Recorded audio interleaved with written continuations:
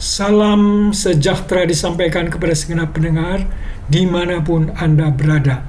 Kiranya Anda berada dalam keadaan sehat dan dalam pemeliharaan Tuhan senantiasa. Tema renungan kali ini mengangkat tema sama kicauannya. Bacaan terambil dari 2 Korintus 6 ayat 14. Saudara-saudara yang kekasih dalam Kristus, pada tanggal 31 Agustus 2024, di antara sekian banyak berita dunia, disajikan juga peristiwa personal pernikahan putri Norwegia yang bernama Martha Louise yang menikah dengan Durek Verrett, seorang Amerika. Apa yang unik adalah Martha Louise, seorang janda berusia 52 tahun, mengklaim dirinya sebagai seorang clairvoyant, dan sang suami yaitu Durek Verrett, 49 tahun, berasal dari California, menyebut dirinya sebagai dukun atau shaman generasi ke-6. Sang suami adalah shaman, yaitu individu yang dianggap memiliki kemampuan untuk berkomunikasi dengan dunia roh dan menggunakan pengetahuan ini untuk menyembuhkan, memprediksi masa depan, atau mempengaruhi peristiwa di dunia nyata. Shaman seringkali berperan sebagai penyembuh, pemimpin spiritual, dan penasehat dalam komunitas mereka. Dan sang istri yang menyebut diri sebagai clairvoyant adalah seorang yang diklaim memiliki kemampuan untuk melihat atau merasakan hal-hal yang tidak dapat dilihat oleh indera manusia biasa. Ini bisa termasuk melihat masa depan, membaca pikiran orang lain, atau mendeteksi energi atau entitas yang tidak terlihat.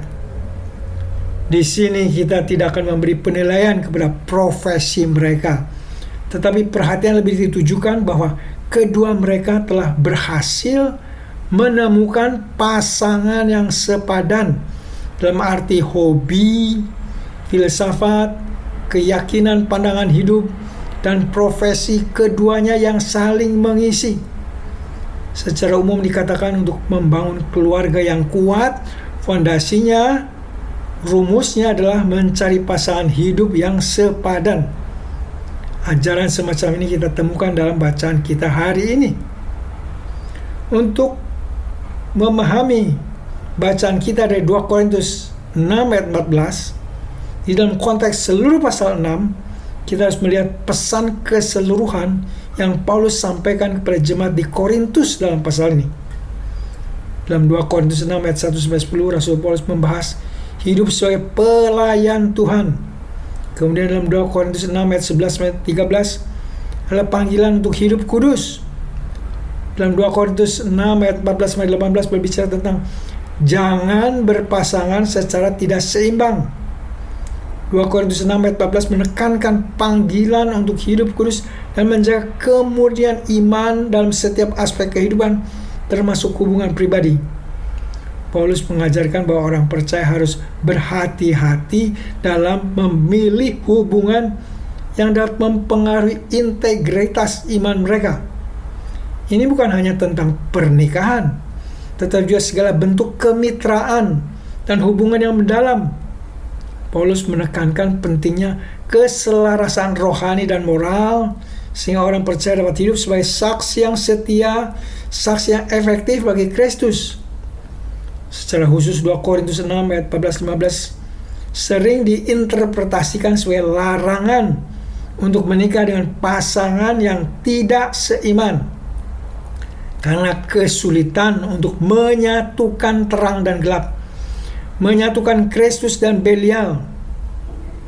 Kalau sampai ada di antara para pendengar yang sedang mempertimbangkan menikah dengan yang beda iman, perlu dipertimbangkan dan didoakan matang-matang. Dari sudut pandang iman Kristen, penting untuk mempertimbangkan dampaknya terhadap kehidupan rohani, dampaknya dalam hubungan dengan Tuhan, dan tanggung jawab sebagai saksi Kristus.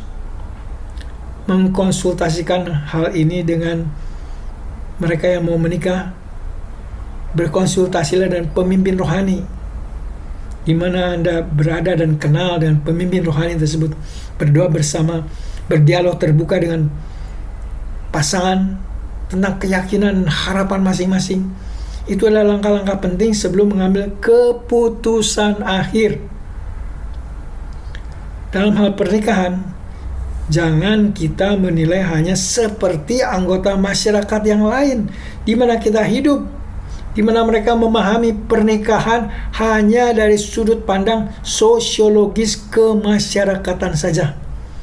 Dalam konteks pemikiran ini, pernikahan dipandang sebagai berkontribusi pada stabilitas dan keberlanjutan masyarakat.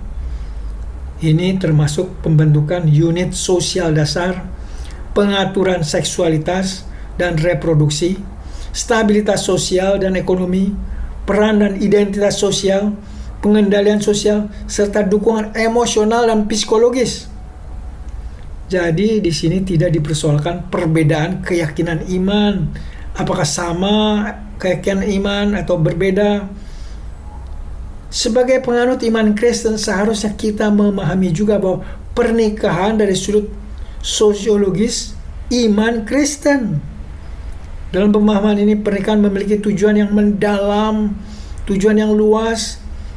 Ini termasuk refleksi kasih Kristus, pendidikan dan pembentukan karakter anak, stabilitas sosial, penyatuan dalam Kristus, pengarahan dan perlindungan moral, serta dukungan dan pendampingan. Pernikahan Kristen dilihat sebagai panggilan ilahi untuk menjalani hidup yang berkenan kepada Tuhan, untuk membentuk keluarga yang kuat, dan memberikan kontribusi positif kepada komunitas dan masyarakat. Mengingat tujuan pernikahan Kristen tadi, maka sangat fundamental sebagai syarat yang tidak dapat ditawar adalah suami dan istri mempunyai iman Kristen yang sama-sama berpusat kepada Kristus sebagai kepala keluarga. Bagaimana dengan pernikahan Anda? Sudahkah Anda sesuaikan dengan petunjuk firman Tuhan? Atau hanya sesuai secara kemasyarakatan, sosiologis kemasyarakat pada umumnya? Sudahkah Anda sesuaikan dengan pemahaman sosiologis iman Kristen? Kebanyakan dari kita akan menjawab, saya sudah menyesuaikan dengan petunjuk Alkitab. Kami menikah dengan sesama iman Kristen. Selamat kepada Anda.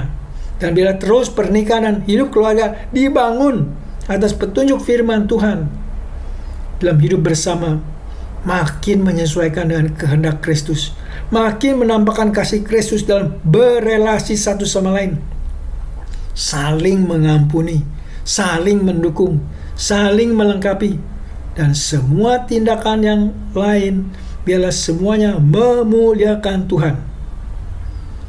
Bagi keluarga lain barangkali mengaku ketika kami dulu menikah beda iman, tetapi sekarang kami sudah dipersatukan dalam iman kepada Kristus. Bagi yang lainnya menyaksikan bahwa kami beda kepercayaan, tetapi sampai sekarang kami bisa menjaga kerukunan dan saling menghormati. Kami memberi kebebasan kepada anak-anak kami untuk bebas memilih jalan iman ayahnya atau jalan iman ibunya. Dapat saya beri komentar, ini baik menurut ukuran masyarakat Pancasila dengan mempraktikkan toleransi yang tinggi. Tentunya penilaian Alkitab tidak sama dengan penilaian dari sudut kemasyarakatan tadi. Segera patut dicatat, ini bukan berarti Anda harus menceraikan teman hidup Anda. Ingat 1 Korintus 7 ayat 14. Karena suami yang tidak beriman dikuduskan oleh istrinya, dan istri yang tidak beriman dikuduskan oleh suaminya yang beriman. Jika tidak demikian, anak-anakmu adalah anak-anak najis, tetapi sekarang mereka adalah anak-anak kudus. Kalau kita perhatikan dunia burung, kita dapati bahwa burung cenderung berkumpul dengan sesama teman dari spesies yang sama. Hal ini terutama berlaku selama musim kawin, migrasi, dan saat mencari makan. Spesies yang sama memiliki perilaku, kebutuhan, dan bahasa atau kicauan yang serupa. yang memudahkan mereka untuk berinteraksi dan berkoordinasi. Pepatah yang mengatakan burung berkumpul dengan yang sama kicauannya memang relevan dalam konteks pernikahan seiman, terutama dari sudut pandang iman Kristen. Kesamaan dalam iman kepada Kristus dan nilai-nilai dapat memperkuat ikatan pernikahan, mendukung pertumbuhan rohani bersama, dan memberikan dasar yang kokoh untuk membesarkan anak-anak dalam iman yang konsisten. Selamat meneruskan perjalanan hidup bersama pasangan dan keluarga Anda dalam iman kepada Kristus. Amin. Mari kita berdoa. Allah Bapa, terima kasih untuk teman hidup dan keluarga yang Kau karuniakan. Ampuni dosa kami untuk kekurangan, untuk kegagalan kami mempraktekkan firman Tuhan di tengah keluarga. Beri kami senantiasa pembaharuan kuat Roh Kudus untuk mengamalkan kasih Kristus di tengah keluarga. Bapa yang baik, hamba juga berdoa untuk para pendengar yang sedang sakit atau dalam pencobaan. Beri belas kasihan-Mu dengan memberi kesembuhan kepada yang sakit dan kemenangan bagi mereka yang dalam pencobaan. Tuhan Allah yang Maha Kuasa, dengar dan kabulkan doa kami yang kami minta dan pohonkan dalam nama Tuhan kami Yesus Kristus, Tuhan Juru Selamat kami yang hidup. Amin.